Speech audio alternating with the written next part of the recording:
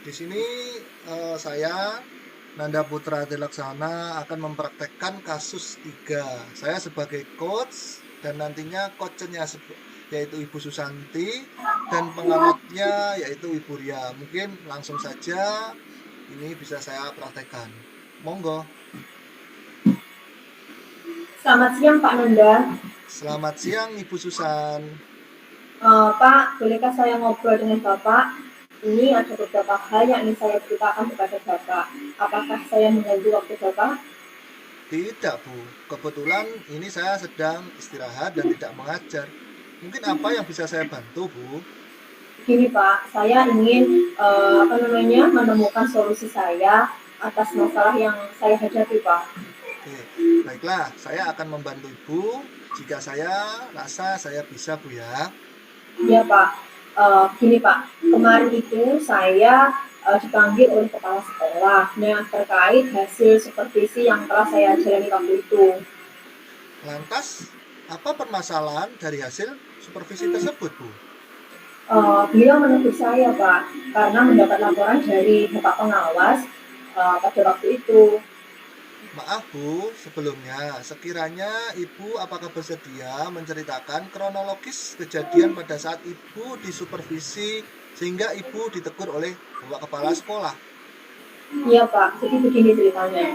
Ketika pengawas sekolah itu melakukan supervisi, ketika pengawas sekolah itu melakukan supervisi, beliau itu tampak keberatan ketika saya mengajar tanpa buku teks. Nah, saya memanfaatkan sumber-sumber belajar lainnya untuk mengajar. Dan ketika saya diingatkan beliau mengenai hal tersebut, saya sampaikan kepada beliau bahwa saya tetap mengacu pada kurikulum walaupun tidak menggunakan buku teks.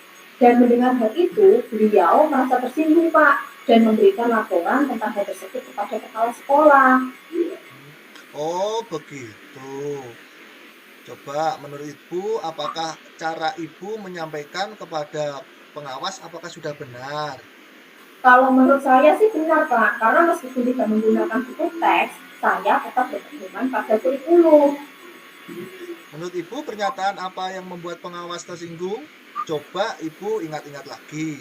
Kalau menurut saya, mengajar menggunakan buku teks itu penting karena dapat menunjang keberhasilan saat belajar. Selain itu, memberikan kontribusi pada saat proses pembelajaran juga, Bu, dan peranan yang baik pada kita.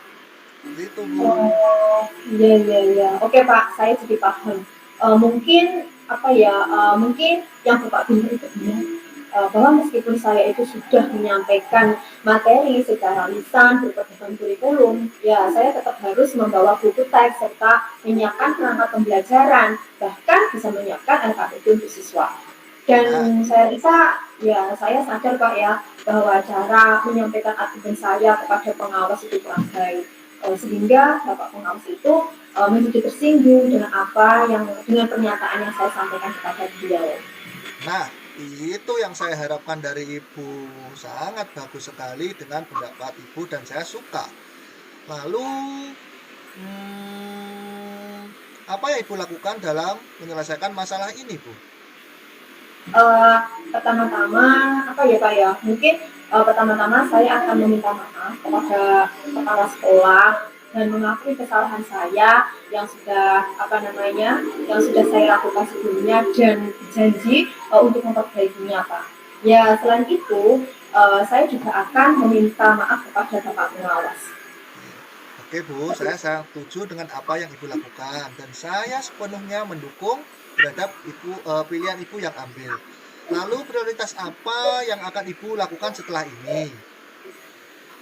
Saya akan melakukan perbaikan-perbaikan, kemudian selalu berpikir terlebih dahulu sebelum bertindak, karena dengan berpikir tenang maka saya tidak akan terburu-buru dalam mengambil keputusan, dan saya akan bisa bersopan santun terhadap semua orang dalam berbicara. Mungkin seperti Sung- itu Pak. Sungguh hebat sekali Bu Susan ini. Saya yakin Ibu mampu melakukan hal itu.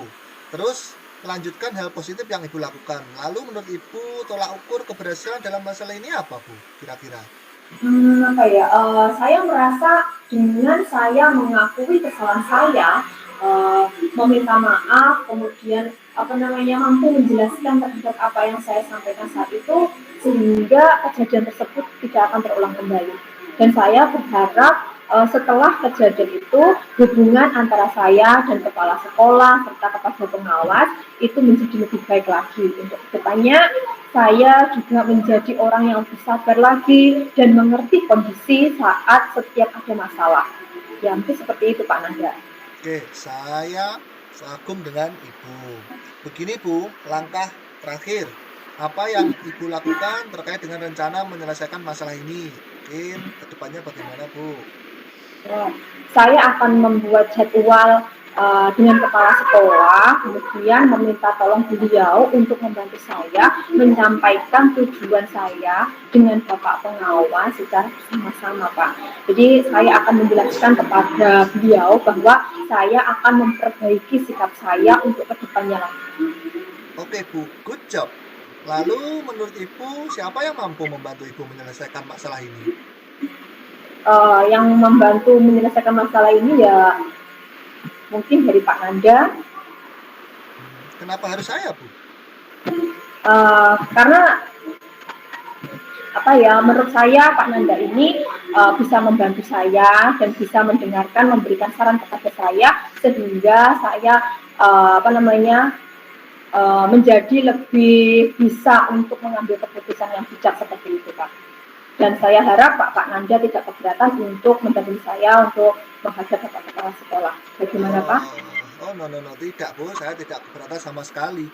Karena saya selalu berpikir bahwasanya dengan tolong menolong dengan sesama itu merupakan suatu kewajiban kita sebagai warga negara Indonesia yang baik.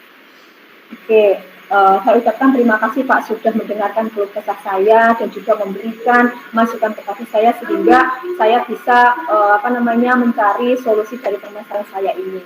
Dan saya harap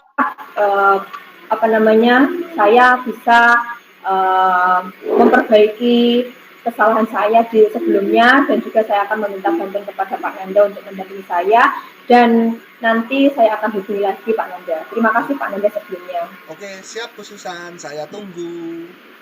Ya. Monggo untuk pengawat saya persilahkan memberikan komentar terhadap aksi dialog kasus 3 tadi. Monggo Bu Ria. Ya, terima kasih Bapak dan Ibu. Saya pengamat yang pertama untuk tujuannya, coach telah mencapai tujuan dengan baik, menyampaikan keterbukaan untuk bersama-sama mencari solusi. Yang kedua, identifikasi pertanyaan yang diberikan coach dapat menggali potensi-potensi untuk coaching, memunculkan alternatif solusi. Juga dari permasalahan tersebut, gaya bahasa yang digunakan sangat enak didengar dan pastinya sudah akan nyaman didengar oleh coachingnya. Nomor 3, rencana aksinya, umpan balik yang disampaikan coach disampaikan dengan positif dan memberikan beberapa bahasan solusi yang disampaikan oleh coach dan coachingnya. Nomor 4, tanggung jawab. Nah, memberikan pertanyaan dan coaching memberikan umpan balik serta terkandung komitmen sesuai dengan pendekatan Tirta. Terima kasih. Terima kasih Bu Ria. Itu tadi adalah hasil praktek dialog atau coachingnya pada kasus 3. Ada kurang lebihnya kami mohon maaf. Bila taufik wal hidayah. Wassalamualaikum warahmatullahi wabarakatuh.